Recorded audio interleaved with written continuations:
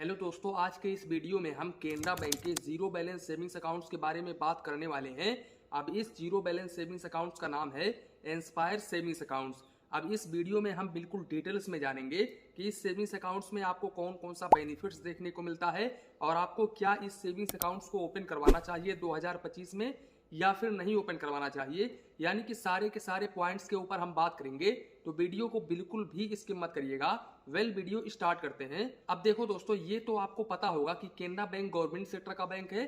इसके अलावा Canara bank DICGC से इंश्योर है। यहाँ पर आपका 5 लाख रुपए तक का अमाउंट बिल्कुल सुरक्षित है। अब हम चलते हैं इस सेविंग्स अकाउंट्स के ऊपर, यानी कि इंस्पायर सेविंग्स अकाउंट्स के ऊपर। अब देखो, अगर हम सबसे पहले इंटरेस्ट रेट की बात करें तो यहाँ पर आपको 2.90% पर एनम का रेट ऑफ इंटरेस्ट देखने को मिल जाता है। इसके अलावा केनरा बैंक में एक बेस्ट FD स्कीम्स है। यहाँ पर अगर आप 444 दिनों का अपना एक FD ओपन करवाते हो तो ऐसे कंडीशंस में केनरा बैंक आपको 7.25% पर एनम का रेट ऑफ इंटरेस्ट ऑफर करता है। अब बात करें अगर हम इस सेविंग्स अकाउंट्स की एलिजिबिलिटी क्राइटेरिया के बारे में, तो यहाँ पर आपका एज 17 ईयर से लेकर के, यानी कि 17 साल से लेकर के 28 साल के बीच में होना चाहिए, तभी आप इस सेविंग्स अकाउंट्स को ओपन करवा सकते हैं। अदरवाइज आप इस सेविंग्स अकाउंट्स को ओपन नहीं करवा पाएंगे। अब यहाँ पर डॉक्यूमेंट्स में आपको आधार कार्ड, पैन कार्ड देना होगा। दोस्तों, इस सेविंग्स अकाउंट्स के ऊपर मिनिमम बैलेंस कुछ भी नहीं है, यानी कि ये जीरो बैलेंस सेविंग्स अकाउंट्स है, जैसा कि मैंने आपको पहले ही बताया। लेकिन अगर आप यहाँ पर कोर्सेरा पर कोर्स लेते हो तो ऐसे कंडीशंस में आपको क्वार्टरली एवरेज बैलेंस 5,000 रुपए मेंटेन करके चलना पड़ेगा। और अगर आपने कोर्सेरा पर कोर्स लिया हुआ है ऑलरेडी और यहाँ पर फिर भी आप मिनिमम बैलेंस मेंटेन नहीं कर रहे हो, तो ऐसे कंडीशंस में क्वार्टरली यानी कि प्रति 3 महीने में आपको 250 रुपए प्लस GST मिनिमम बैलेंस के ऊपर चार्जेस देना पड़ेगा। अब इसके अलावा यहाँ पर अगर हम चेकबुक की बात करें तो यहाँ पर इस सेविंग्स अकाउंट्स के ऊपर 25 पेज का चेकबुक पर फाइनेंशियल ईयर बिल्कुल फ्री में देखने को मिल जाता है। और यहाँ पर अगर आप एक्स्ट्रा चेकबुक लेते हो तो यहाँ पर आपको 4 रुपए प्लस GST पर पेज का चार्जेस देना पड़ेगा। बाकी अगर हम SMS अलर्ट की बात करें तो इस सेविंग्स अकाउंट्स के ऊपर SMS अलर्ट बिल्कुल फ्री ऑफ कॉस्ट है। इसके अलावा इस सेविंग्स अकाउंट्स के ऊपर RTGS, NEFT, IMPS, DD, UPI देखने को मिल जाता है। अब इसके अलावा केनरा बैंक आपको रुपए प्लेटिनम डेबिट कार्ड इस सेविंग्स अकाउंट्स के ऊपर ऑफर करता है। बात करें अगर हम इशुएंस फीस की और एनुअल मेंटेनेंस चार्जेस की, तो देखो यहाँ पर इशुएंस फीस बिल्कुल फ्री ऑफ कॉस्ट है, लेकिन एनुअल मेंटेनेंस चार्जेस आपको देना पड़ेगा। लेकिन कब देना पड़ेगा? जब आपका 18 साल पूरा हो जाएगा तब, यानी कि 18 साल के बाद में आपको इस डेबिट कार्ड के ऊपर 500 रुपए plus GST annual maintenance charges देना पड़ेगा। और अगर हम इस डेबिट कार्ड के लिमिटेशंस की बात करें तो यहाँ पर इस डेबिट कार्ड के जरिए आप पर डे 1 लाख रुपए निकाल सकते हैं और 5 लाख रुपए तक ऑनलाइन ट्रांजेक्शन कर सकते हैं। तो ये काफी अच्छी बात है केनरा बैंक की। इसके अलावा अगर हम काउंट ऑफ ट्रांजेक्शन की बात करें, यानी कि ये डेबिट कार्ड से आप कितना ट्रांजेक्शन कर सकते हैं मंथली, तो देखो यहाँ पर केनरा बैंक के ATM मशीन से मंथली आप 5 फाइनेंशियल और नॉन फाइनेंशियल ट्रांजेक्शन कर सकते हैं।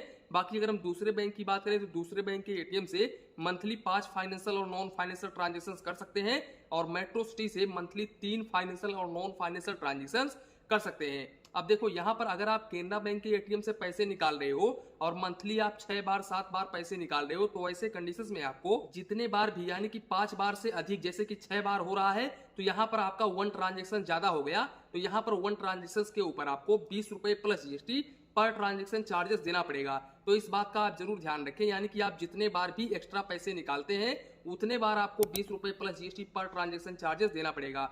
वहीं पर नॉन फाइनेंशियल ट्रांजेक्शन पर आपको 5 रुपए plus GST per transaction charges देना होगा अगर आप लिमिट को क्रॉस करते हैं। जैसे कि 5 बार है तो यहाँ पर 6 बार 7 बार अपना बैंक बैलेंस चेक करते हैं, मंथली स्टेटमेंट चेक करते हैं, तो ऐसे कंडीशन में ये चार्जेस आपको देना पड़ेगा। बाकी अगर हम दूसरे बैंक की बात करें तो यहाँ पर दूसरे बैंक के ATM से अगर आप लिमिट को क्रॉस करते हो, जैसे कि 5 बार दिया गया है, आप 6 बार 7 बार पैसे निकालते हो, तो ऐसे कंडीशंस में आपको फाइनेंशियल ट्रांजेक्शंस पर 21 रुपए plus GST per transaction charges देना पड़ेगा।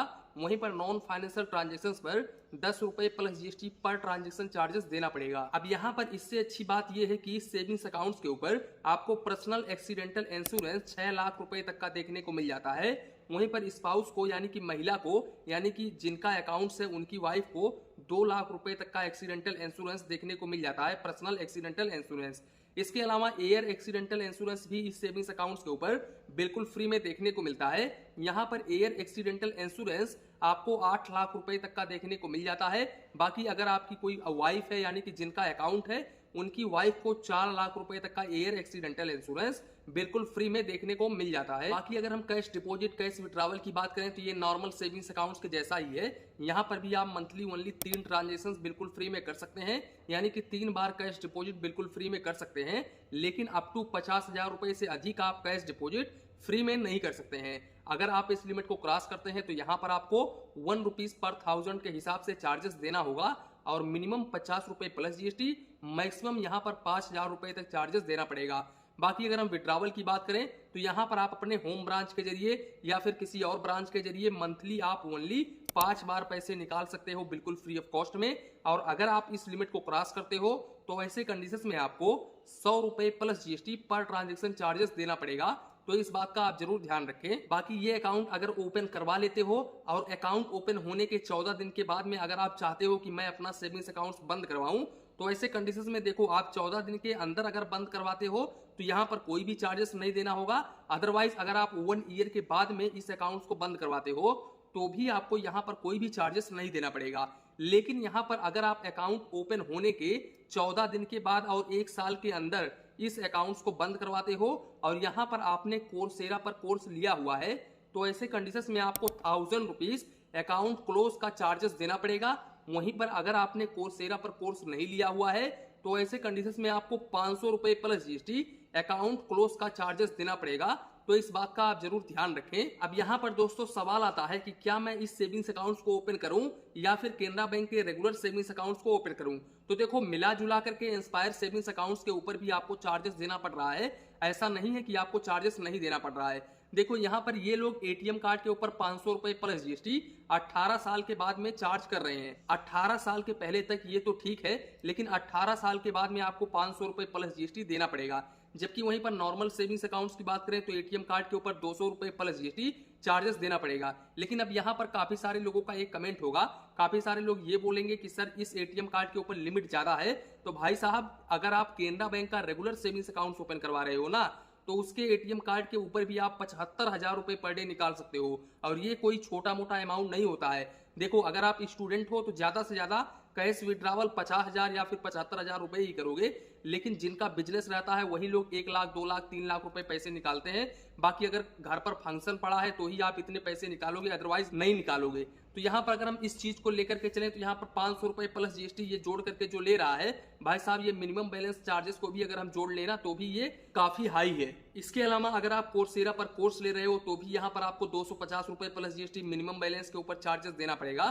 तो देखो यहाँ पर मेरा सजेशन यही रहेगा कि अगर आप स्टूडेंट हो तो आपके लिए ये inspire zero balance savings accounts काफी शानदार सेविंग्स अकाउंट्स है, और अगर आप यहाँ पर स्टूडेंट नहीं हो तो आपके लिए रेगुलर सेविंग्स अकाउंट्स ही बेस्ट रहेगा। क्योंकि रेगुलर सेविंग्स अकाउंट्स में एटीएम कार्ड के ऊपर ओनली 200 रुपए फीस है, इसके अलावा 45 रुपए प्लस जीएसटी मिनिमम बैलेंस के ऊपर चार्जेस है, यानी कि टोटल जीएसटी लेकर के आपका 53 रुपए 1 पैसे के करीब में चार्जेस डेबिट होगा मिनिमम बैलेंस के ऊपर मंथली बेसिस पर। वैसे ये सेविंग्स अकाउंट्स इतना बुरा भी नहीं है, अगर आप स्टूडेंट हो तो ये काफी शानदार है, आप इस सेविंग्स अकाउंट्स को ओपन करवा सकते हो। तो दोस्तों कुल मिलाकर के यही था वीडियो, इसी के साथ में वीडियो समाप्त करते हैं। वीडियो पसंद आया हो तो प्लीज वीडियो को एक लाइक करिए और अपने चैनल फाइनेंस बैंकिंग को सब्सक्राइब करिए। मन में कुछ डाउट हो, कंफ्यूजन हो तो प्लीज कमेंट करिए। धन्यवाद, मिलते हैं नेक्स्ट वीडियो।